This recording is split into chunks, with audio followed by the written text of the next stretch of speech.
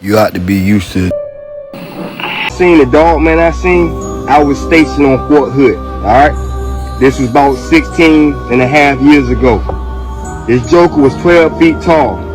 Now, I'm an ex-50 cal gunner, understand that. I was mounted on an LMTV.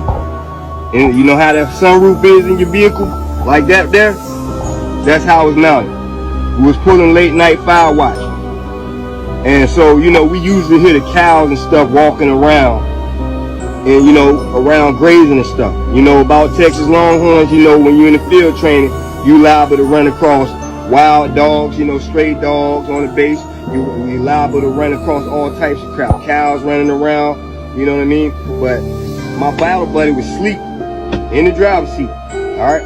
My other battle buddy was over here on his Walkman or whatever he was doing, and got they gone. I nodded him. I said, yo, you know what I'm saying? Look, you know? And so he looked through the thermal because I was already seeing the shadow. And when I seen this thing, man, stand up beside the tree, our guesstimation was 12 feet. Now, I'm going to tell you, we alerted our sarge. When we alerted my sarge, it was time to go. Water buffaloes packed up, LMTVs, Humvees, tents came down, everything. Let's go. Back to the base, back to the motor pool.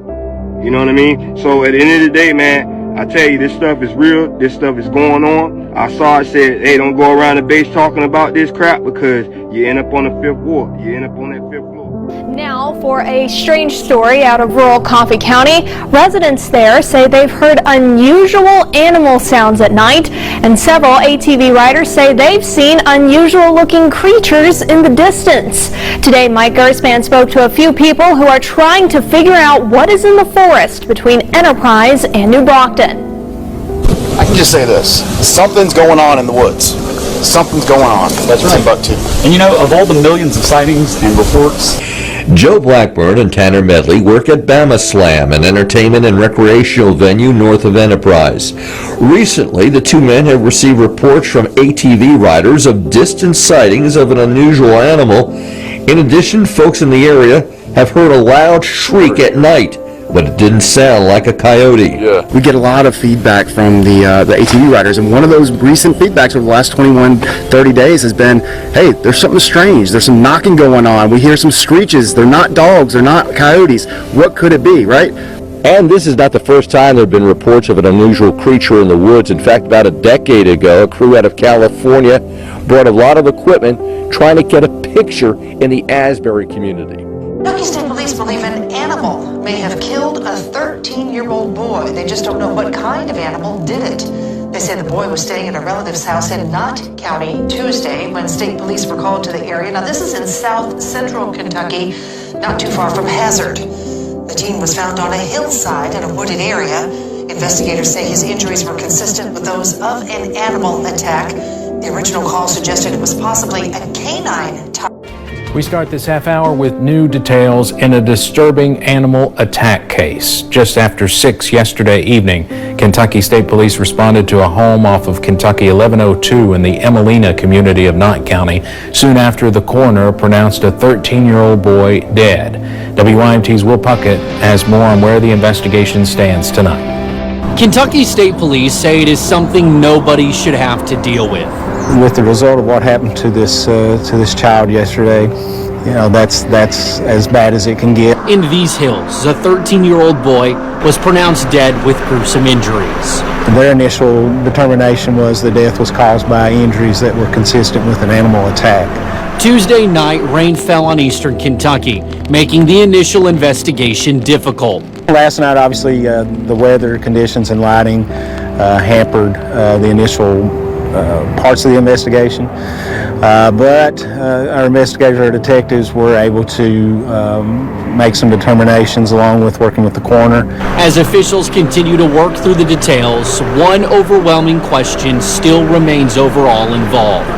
However, at this point, there's no way that they can determine exactly what type of animal it was. So still there are questions as to what type of animal it may have been. But state police hope Wednesday's autopsy sheds more light as to what happened on that mountainside. Top story tonight, 2 deadly animal attacks are under investigation right now in Cook County. Yeah, investigators say the attacks happened in the same area of Newport, just months apart. Well, the most recent happened 1 week ago, July 12th. It left a woman dead.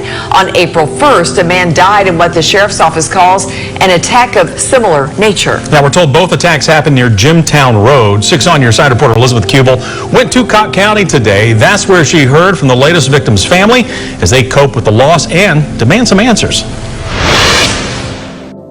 This is Amber Miller, identified as the victim in the latest of 2 deadly Cook County animal attacks. They worked on her 6 to 8 hours every day, and they said she had so many wounds that they could not even count them. Her great aunt details the grueling last couple of days. Miller fought for her life at UT Medical Center before dying on Sunday evening. My head is still kind of scrambled, and like I said, I know that it's done, and I prayed with her, and I believe she's okay now. I believe she's in a better place and she's not suffering. The sheriff's office tells me there was a similar attack in this same area about 3 months ago. That one is also under investigation. I just think that's horrible because that's something that could have been prevented. A Cook County Sheriff's Office spokesperson told us today they are not ready to say exactly what animal caused the attack and are waiting for autopsy results for clarification. Here's what her great aunt thinks. She was attacked by 3 dogs, big dogs. How about this tonight? A mystery attack. This man says he may have been bitten by a bear. Only on 4 he's talking about his big scare, but there is a twist. Channel 4 Action News reporter Sheldon Ingram is live. Sheldon.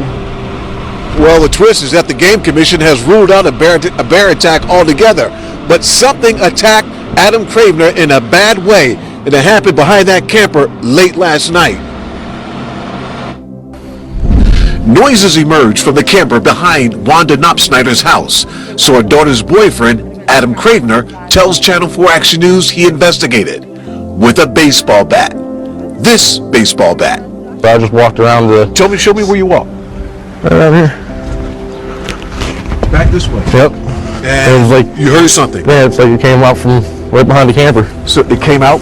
Yeah. Did you see it? I think it happened like right in here. As Cravener tried to calm down the family's German Shepherd, he says something got him, and got him good. Whatever it was that came out, did you see it? Nah, it was too dark. You couldn't tell if it was a bear? Coyote? I'm guessing, my guess, I don't think a bear would be able to, you know what I mean? Well, whatever it was, it came from up under here. Yeah. Did it reach out and claw you? I think. So it just happened so quick, you know. So fast. It was like Plus 10 days. It was pitch dark. Yeah. Whatever it was, it left Cravener bloodied, and the bat too. He received 294 stitches to close a 6-inch gash on his left forearm. And he goes, "Mom, it got me! Mom, it got me!" He come out and He didn't say it was a bear though, did he? he didn't say what it was. He just said, "It got me! It got me!" Seen the Dogman I seen, I was stationed